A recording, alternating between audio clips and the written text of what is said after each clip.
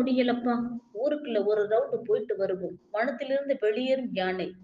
வனத்திலிருந்து வெளியேறி ஊருக்குள் உலா வரும் ஒற்றைக் காட்டு யானையை அடர் வனத்துக்குள் விரட்ட வலியுறுத்தும் மக்கள். கோவை மாவட்டம் மருதமலை அடிவாரத்தில் யானைகள் அதிக அளவில் உலா வருகின்றன.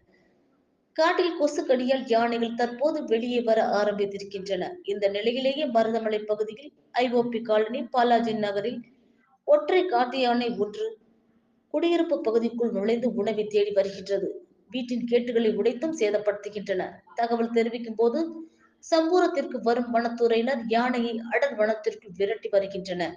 ஆனால் யானை இரவு நேரங்களில் தொடர்ந்து வெளியே வருகின்றன.